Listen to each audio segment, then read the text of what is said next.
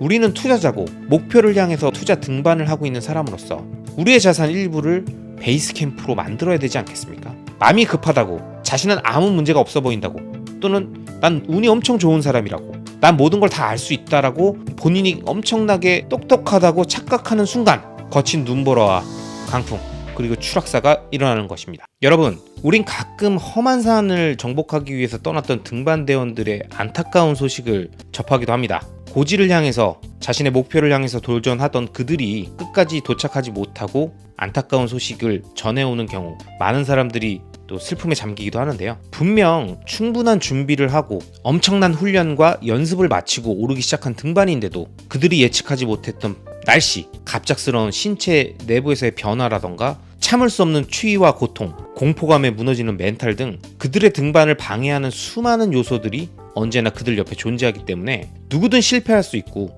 안 좋은 결말을 맞을 수가 있습니다. 이게 사실 등반의 어려운 점이에요. 내가 예상한 대로 나만 잘하면 되는 것이 아니라 날씨라고 하는 것들 자신이 컨트롤할 수 없는 요인과 분명히 괜찮았는데 그날 당시에 바이오리듬이 무너지면서 생기는 변수, 그리고 자신이 처음 겪어보는 그런 공포감 앞에서 무너지는 멘탈 등은 우리가 스스로 컨트롤할 수 없습니다. 그래서 사실 이러한 부분들이 투자하고도 굉장히 많이 비슷해요. 그래서 저는 늘 투자를 등반에 비유하곤 하는데요. 이렇게 험난한 산을 자신의 대원들과 함께 오르며 이 자기 자신과의 싸움, 외부의 추위라고 하는 날씨와 극한의 상황을 견디면서 싸워가는 과정은 우리의 투자 여정과 비슷합니다. 그래서 이런 오지를 탐험하는 탐험가, 등반가, 그리고 외국에 파병된 군대들은 꼭 진격할 때 명심해야 되는 게 있습니다. 자신들의 안전과 목표 달성을 위해서 꼭 신경 써야 되는 그것은 바로 베이스캠프를 꼭 설치해야 한다는 점입니다. 지금 이 그림처럼 산을 오르기 위해서는 이 산 중턱쯤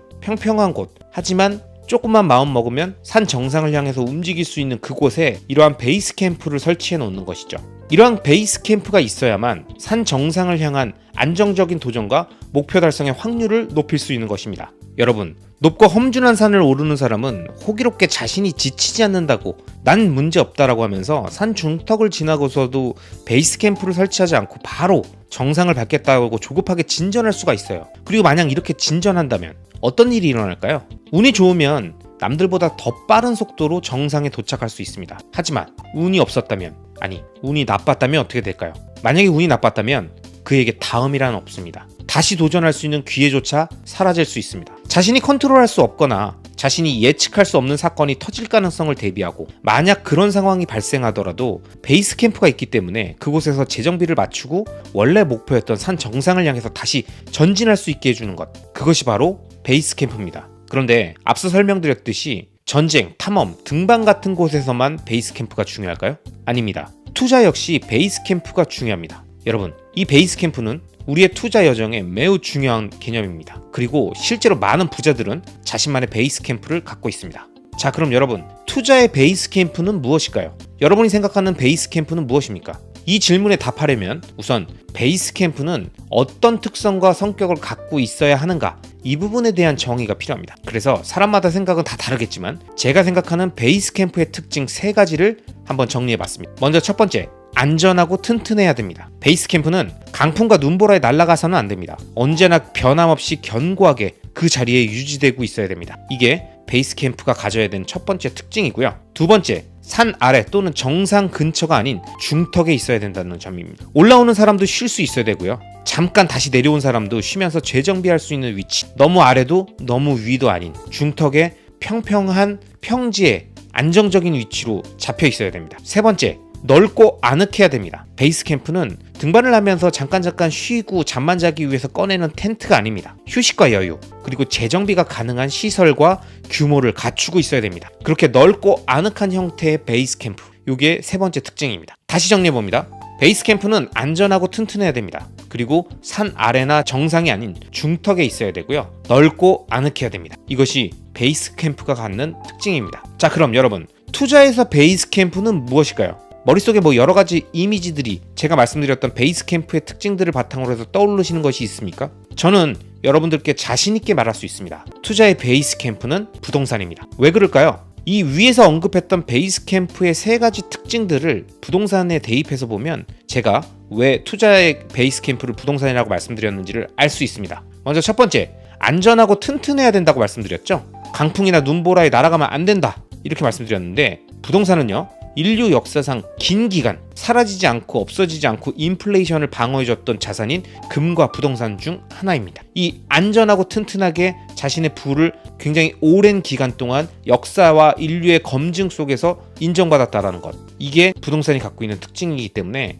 베이스 캠프의 조건을 만족합니다. 두 번째, 산 아래나 정상 근처가 아닌 중턱에 있어야 된다고 그랬죠. 그래서 올라오는 사람, 한창 돈을 벌면서 올라오고 있던 사람이나 아니면 돈을 한창 벌다가 잠깐 미끄러져 내려온 사람도 재정비를 할 수 있는 위치여야 되는데요. 부동산은요 일단 낮은 변동성으로 언제나 에셋 파킹 수요를 부릅니다. 그렇기 때문에 아래서부터 치고 올라왔던 사람들이 잠깐 쉬면서 자신의 부를 안정적으로 보유하고 싶을 때 옮겨놓는 대상, 또는 스노피까지 가가지고 굉장히 많은 돈을 벌었다가 그 돈을 가지고 일부 미끄러져 내려올 때 안전하게 에셋파킹 개념으로 옮겨놓는 곳, 그곳의 역할도 부동산이 할 수 있다. 그래서 평평한 중턱의 역할을 해줄 수 있다. 이것이 베이스 캠프의 두 번째 특징과 부동산이 연결되는 부분이고요. 세 번째, 넓고 아늑해야 된다고 말씀드렸습니다. 잠깐 잠만 자는 텐트가 아니라고 그랬죠. 재정비가 가능한 시설과 규모가 있어야 된다고 말씀드렸습니다. 부동산은요 자신의 총 자산 중에 큰 규모의 자금을 보관하기 굉장히 좋은 자산입니다. 앞서 설명드렸듯이 변동성이 낮기 때문에 자신의 자산 중에 일부, 조금이 아니라 큰 금액까지도 안전하게 보관할 수 있죠. 그리고 실제 본인이 들어가서 실거주까지 가능합니다. 이러한 특징들이 베이스 캠프라고 하는 요소와 부동산이 잘 맞아떨어지는 부분입니다.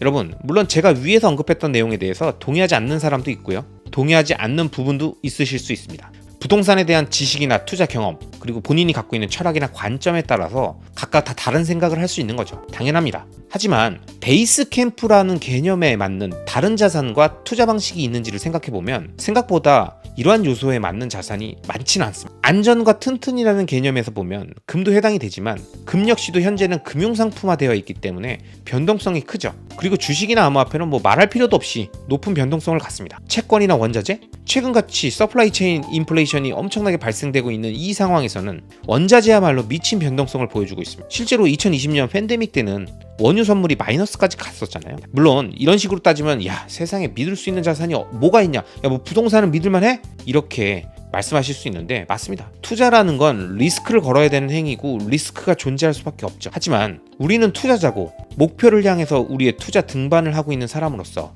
우리의 자산 일부를 베이스 캠프로 만들어야 되지 않겠습니까? 언제까지나 배낭에 모든 짐을 다 지고 갈 수는 없죠. 내가 배낭을 잃어버리더라도 다시 내려와서 짐을 쌓을 수 있게끔 일부의 자금들은 베이스 캠프에 든든하게 보관되어 있어야 되는 거예요. 마음이 급하다고, 자신은 아무 문제가 없어 보인다고, 또는 난 운이 엄청 좋은 사람이라고, 또는 난 모든 걸 다 알 수 있다라고 본인이 엄청나게 똑똑하다고 착각하는 순간 거친 눈보라와 강풍, 그리고 추락사가 일어나는 것입니다. 그걸 이해하는 투자 등반가라면 당신은 어떤 자산의 베이스 캠프를 만들겠습니까? 여러분이 만들고 싶은 베이스 캠프는 어떤 자산으로 만들어질 수 있다고 생각하십니까? 먼 미래에는 제 생각에 비트코인이 베이스 캠프의 역할을 할 거라고 생각합니다. 그리고 그 과정에서는 주식 분야에서 시가총액 1위가 될 수 있는 자산 중에 테슬라라는 자산, 이 테슬라가 갖고 있는 현재의 변동성이 지금의 애플과 같이 미래에는 낮아지면서 시총 1위의 역할들을 해가면서 높은 변동성 이후에 안정적인 배당과 중간 정도의 변동성을 가져가면서 상승을 하는 그런 시기들이 오고, 그럴 때는 주식임에도 불구하고 테슬라 역시 좋은 베이스 캠프 역할이 될 겁니다. 반대로 얘기하면 현재 애플은 주식 분야에서는 베이스 캠프의 역할을 할 수 있겠죠. 하지만 이번 금융시장 하락장에서 봤듯이 아무리 애플이더라도 30% 이상의 급락을 막을 수는 없습니다. 그럼 부동산은 완벽한 자산이냐? 수익률이 다른 것보다 훨씬 좋냐? 주식이나 코인처럼 초고 성장이 보장되어 있느냐? 아닙니다. 그런 역할 때문에 제가 부동산을 꽂은 게 아닙니다. 베이스 캠프는 앞서 설명드렸듯이 그런 역할이 아니죠. 무엇으로 시작했던 돈을 모아서 어느 정도의 자산 규모를 만들었거나 모아가고 있고 형성됐다면, 즉 본인이 산 중턱 정도 왔다고 느낀다면 베이스 캠프가 꼭 필요한 것입니다. 그래서 투자에서도 부동산이라는 베이스 캠프를 만들고 더 높은 목표를 향해서 암호화폐나 주식, VC, 벤처캐피탈이죠, 사업 등을 시도하면서 최정점의 스노픽을 향해서 도전해 보는 겁니다. 그러다 실패하면 재정비가 필요한 상황이 되기도 하는데, 그럴 때는 본인의 베이스 캠프가 있으니까 이 베이스 캠프로 내려오면 되죠. 이게 중요한 겁니다. 여러분, 실제로 저희 집의 예를 들어서 설명드리면요, 저희 집의 모든 투자 결정은 제가 직접 하고 있습니다. 아직도 제 와이프는 비트코인을 믿지 못해요. 그리고 주식도 의구심이 잔뜩 차 있습니다. 그런데 많은 금액을 제가 비트코인과 테슬라에 투자하고 있어도 와이프가 저를 막지 않는 이유는 뭘까요? 든든한 베이스 캠프가 있기 때문입니다. 실제로 와이프는 저한테 종종 이렇게 얘기합니다. 사실 난 자기가 하는 비트코인이나 테슬라 투자금 다 날릴 수도 있다고 생각해. 그래도 부동산이 있으니까 그냥 자기 하고 싶은 대로 하라고 냅두는 거야. 실제로 이렇게 얘기하거든요. 고마운 와이프입니다. 늘 감사해요. 그리고 그녀에게 그런 여유를 준 우리 집의 베이스 캠프인 부동산에도 늘 감사합니다.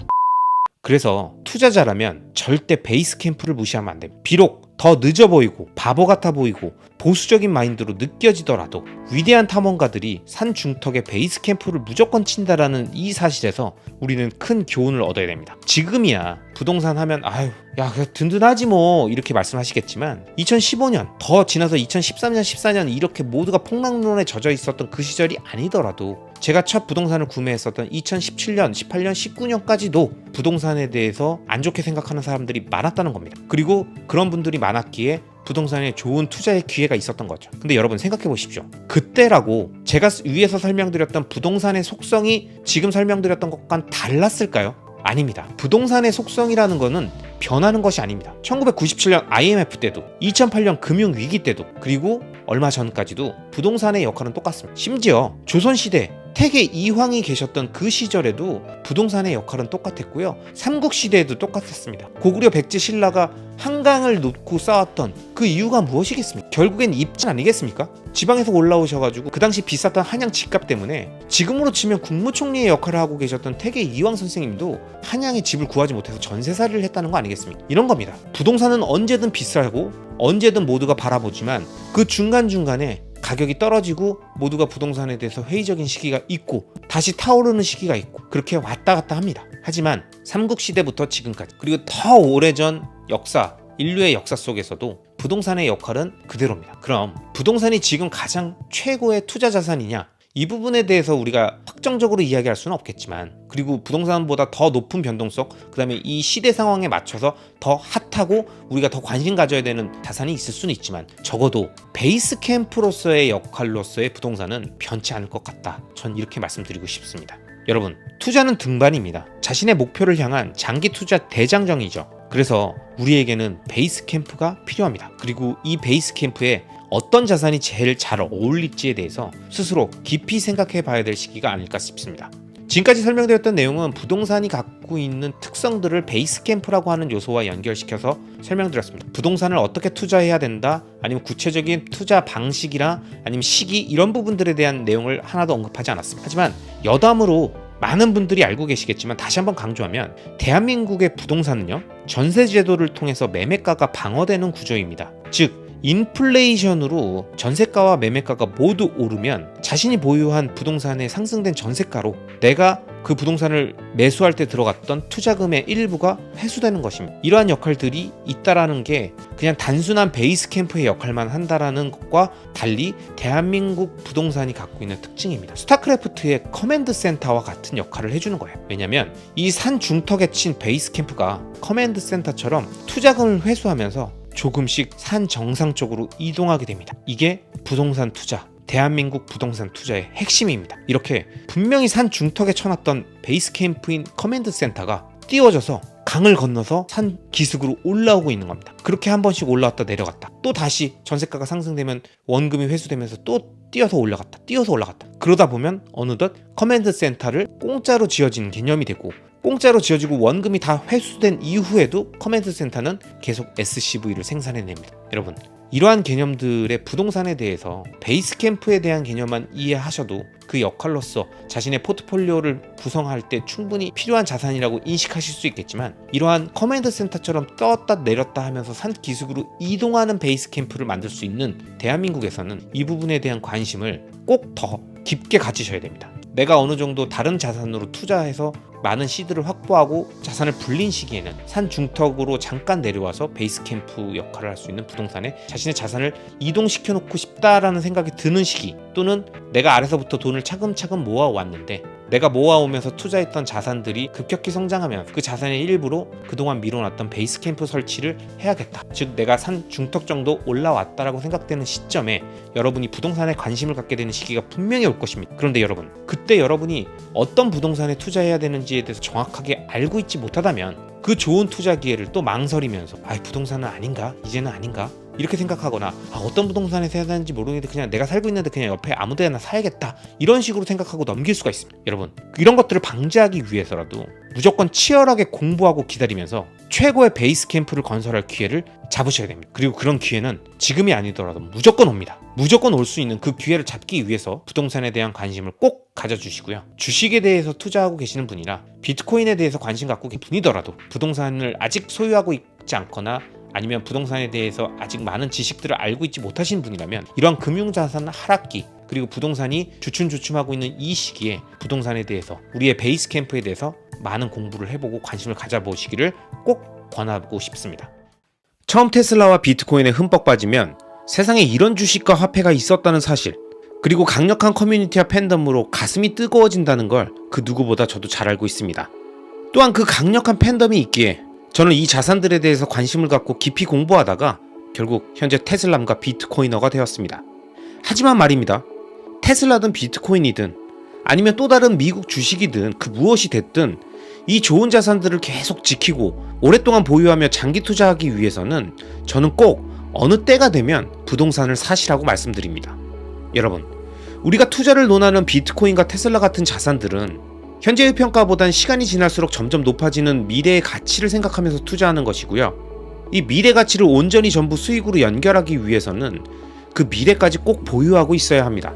그런데 우리는 현실에 살고 있죠. 그리고 현실은 인플레이션 시스템입니다. 즉 매년 기름값이 오르고 식료품 가격이 오르고 내 월급도 오르지만 우리가 사는데 필요한 집값도 오릅니다. 그리고 집값은 어느 시대, 어느 국가를 막론하고 가장 비싸면서 꼭 필요한 필수제이며 철저하게 좋은 입지와 등급에 따라 가격이 달라지는 재화입니다. 이 말의 의미는 필수제이기 때문에 그 누구도 집이 없이 살 수는 없다는 의미고, 인플레이션에 의해 렌트비가 계속 오르고 비싼 집값은 그 비싼 가격에 인플레이션이 붙어 시간이 지날수록 절대 가격이 점점 더 크게 오르고, 좋은 지역의 부동산은 더 높은 가격이기 때문에 절대 가격으로 더 많이 오른다는 겁니다. 그런데 금융투자에 집중하시는 분들은 대부분 이런 생각을 하십니다. 부동산 그거 상승률도 떨어지고 세금도 많이 내잖아. 상승률 높은 금융자산만 갖고 있고 집은 계속 월세로 살면 되는 거 아니야? 하지만 말입니다, 여러분. 집이라는 문제가 완벽히 해결되지 않은 상태에서 금융자산만 투자하다 보면 현생에서 필요한 가장 중요한 의식주 중 하나를 경기에 따라, 인플레이션에 따라 언제든 불안해질 수 있는 구조를 안고 금융자산을 투자하고 있는 겁니다. 예를 들어 지난 부동산 상승장처럼 하락장이 지나고 전 세계적으로 급격히 풀린 돈에 의해서 급등하는 주택가격과 전월세 가격으로 전세금을 억 단위로 올려주는 일도 있었고, 월세 역시 급격히 상승하기도 했습니다. 그리고 미국, 캐나다, 네덜란드 같은 대부분의 선진국에서도 이 현상은 동일합니다. 그럼 이렇게 급격히 상승하는 전세나 외국처럼 소득의 50% 이상을 월세로 지불하는 구조에서는 어렵게 모아 투자했던 금융자산들을 언제든 일부 다시 팔아야 하는 리스크에 노출되어 있는 겁니다. 그렇다 보니 대부분의 사람들은 금융자산을 단기적으로 접근해 수익이 조금만 나도 익절을 해놓으려는 생각에 사로잡히죠. 아무리 장기 투자 마인드를 장착했어도 언젠가는 집을 사기 위해 현금화해야 한다는 점이 투자자들로 하여금 끊임없이 타이밍을 잡게 하고 익절 욕구를 불러일으키며 어렵게 낮춰놓은 시간 선호를 높여버립니다. 하지만 어떤 분들은 이렇게 말씀하십니다. 난 끝까지 월세로 살면서 버틸 건데? 집을 꼭 사야 돼? 그냥 살면 되잖아. 그런데 말입니다. 결혼을 하고 아이를 낳는다면, 아니면 독신이라도 소득 수준이 점점 높아질수록 보다 안전하고 큰 집에 살고자 하는 욕구가 생길 수밖에 없습니다. 왜냐? 집은 필수제이면서 커뮤니티 입장 티켓이기 때문입니다. 그냥 집이 하나 있으면 된다가 아니라 좀 더 안전하고 좀 더 편리하고 좀 더 직장에 가깝고 교육 환경이 좋고 유해 혐오 시설이 없는 곳을 찾게 되고, 그런 곳은 더 많은 주거비를 지불해야 한다는 거죠. 그런데 아직 젊고 피부로 와닿지 않는 시기엔 아무리 들어도 이걸 절대 이해하지 못하고, 이런 얘기하는 모두가 집값을 올리려고 엄한 사람들 꼬시는 호객행위 정도로 폄하하고 무시하게 된다는 겁니다. 하지만 저는 테슬라, 비트코인, 서울부동산에 모두 투자하고 있는 토탈 인베스터로서 부동산은 부의 베이스 캠프라고 끊임없이 강조해왔습니다. 아마 오랫동안 제 영상을 봐오신 구독자분들이라면 제 얘기를 이해하실 겁니다. 그렇기 때문에 다시 한번 강조해 말씀드립니다. 여러분, 비트코인과 테슬라의 진정한 장기 투자는 실거주 부동산 한 채 또는 임대를 주고 있더라도 본인 명의로 소유한 부동산이 확보된 이후 비로소 시작된다고 말씀드립니다. 왜냐? 큰돈이 들어가는 부동산을 일단 매수해 주거 문제를 해결했다면 그 다음부터 목돈이 나가지 않는 상황을 최소 10년 정도 확보할 수 있고, 이 확보된 기간 동안 장기적 우상향 구조를 갖는 폭발적 성장이 예상되는 금융자산에 지속적으로 적립식 매수를 하며 복리의 마법을 모두 가져갈 수 있는 진정한 의미의 장기 투자를 할 수 있기 때문입니다. 여러분, 장기 투자의 핵심은 시간 선호를 급격히 낮추는 일이고, 그러기 위해선 투자 기간 동안 목돈이 들어갈 상황을 철저히 통제해야 합니다. 언제든 빠져나갈 수 있는 자금을 갖고 장기 투자하겠다고 들고 있다면 절대 시간 선호를 낮추고 긴 기간 보유할 수 없다고 제가 영상 초반에 말씀드렸죠? 그렇기 때문에 만약 여러분이 진정 비트코인, 테슬라 또는 변동성이 큰 다른 금융자산에 장기 투자를 생각하고 계신다면 저는 그 첫 번째 조건으로 일단 집부터 사고 시작하시던가, 아님 금융자산이 어느 정도 올랐을 때 꼭 집을 사서 미래에 생길 주거 리스크를 해결하고, 비록 다시 처음부터 금융자산을 매집해야 하더라도 완벽히 시간 선호가 낮아진 상태에서 그 어떤 외부 변수에도 흔들리지 않고 지속적으로 적립식 매수를 하시기 바랍니다. 왜 월가의 레전드 피터 린치께서 개인들에게 좋은 주식 한두 개만 골라서 장기 투자하라고 말씀하시면서 그에 앞서 주식 투자하기 전에 집부터 사라고 하셨을까요? 이 의미를 정확히 이해하시게 될 때 비로소 여러분은 진정한 장기 투자자가 되실 수 있습니다. 여러분, 저는 테슬라 비트코인을 부동산과 함께 투자하는 토탈 인베스터로서 부동산 시장의 뉴스를 대하는 투자자분들께 꼭 이 말씀을 드리고 싶습니다. 여러분은 주식이나 코인 투자할 때 언론에서 하는 얘기를 어느 정도 믿으십니까? 테슬라에 대한 언론의 반응, 비트코인에 대한 기사 내용, 이런 거 다 떠나서 언론의 경기 전망 믿고 뉴스 보면서 투자하고 계십니까? 아니죠? 그런 투자는 현명하지 않다고 생각하시잖아요. 작년 말까지 퍼펙트 스톰 온다고 떠들면서 잔뜩 금융시장을 공포 분위기로 몰아가던 언론과 그 언론에 반응한 대중들의 분위기에서 올해 초부터 반등한다는 그 어떤 증거라도 본 적이 있으십니까? 전 단 하나의 증거도 뉴스도 본 적이 없습니다. 바로 이겁니다, 여러분. 언론 기사나 뉴스, 그리고 주변 사람들의 이야기로는 절대 시장의 변화를 눈치챌 수 없습니다. 이건 금융시장만이 아니라 부동산 시장에도 동일하게 적용되는 개념입니다. 그 누구도 부동산 시장이 언제 반등할지, 언제 바닥을 찍을지 절대 알지 못합니다. 그러니 만약 여러분이 주식이나 코인 투자를 하면서 언론의 투자 의견이나 공포 뉴스를 걸러 듣는다면 그러한 비판적 시선의 접근을 부동산 시장에도 동일하게 적용하셔야 합니다. 그래야 예측할 수 없는 시장의 매크로 분석에 관심을 끄고 내가 목표로 한 부동산을 매수하거나 갈아탈 기회를 잡는 그 본질에 집중할 수 있습니다. 여러분, 저는 테슬라, 비트코이너, 그리고 다주택자입니다. 열심히 재산세 내고 종부세 내고 제가 생각하는 좋은 입지의 부동산을 지키면서 부동산 시장 전반의 가격 변동과 요동치는 공포 뉴스를 멀리하면서 시장에 존재하는 리스크를 시간으로 녹여 수익으로 치환하고 있습니다. 누군가 제게 부동산 투자 방법을 물으신다면 저는 무조건 서울 부동산에 집중하라고 말씀드립니다. 참고로 여기서 말씀드리는 서울 부동산에는 행정구역상 경기도에 속하지만 강남 접근성이 좋은 과천, 분당, 판교는 당연히 포함되는 개념이고요. 좀 더 넓게 보면 광명과 하남까지도 포함 가능하다고 말씀드립니다. 아무튼 이 지역들은 내가 아닌 시장 전체 참여자들이 오랜 시간 그 입지의 가치를 기준으로 판단해 놓은 급지별 순위가 존재합니다.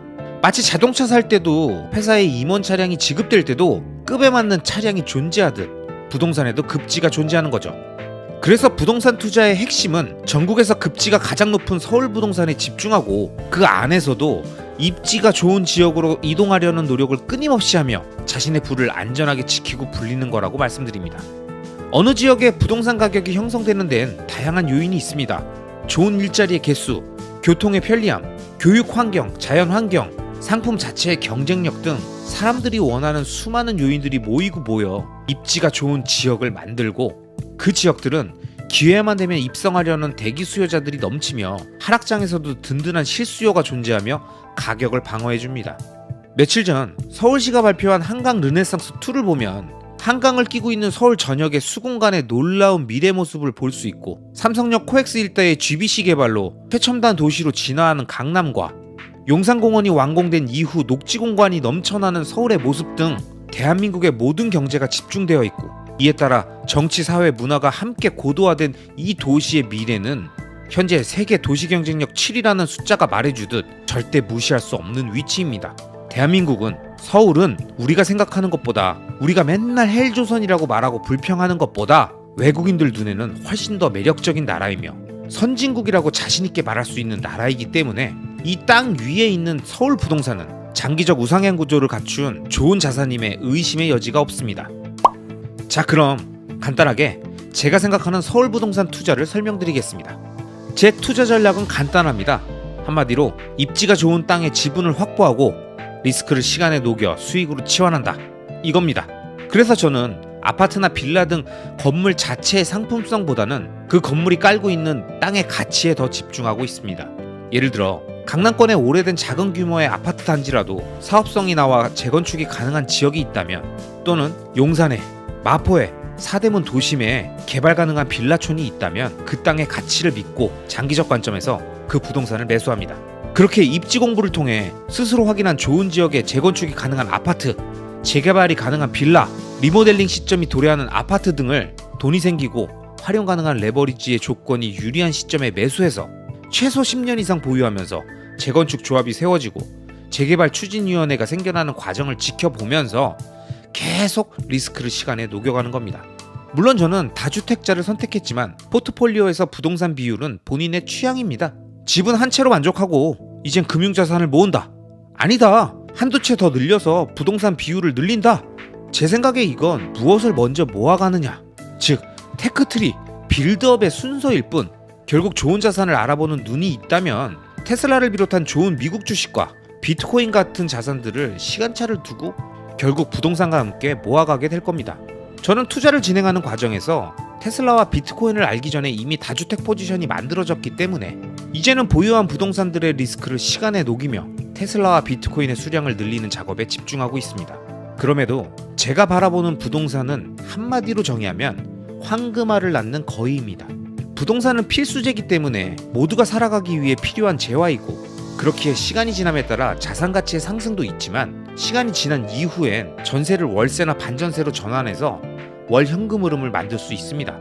전 이 부동산을 통한 파이프라인에 관심이 많기 때문에 다주택자 포지션까지 갖고, 모든 사람은 부동산이 필요하고 땅이 필요하다는 이 불변의 명제 때문에 장기 투자를 진행하면서 은퇴를 앞둔 시점이 될 때 월 현금 흐름을 만들어주며 지속적으로 금융자산을 늘릴 수 있는 든든한 파이프라인의 역할을 해줄 것으로 믿습니다.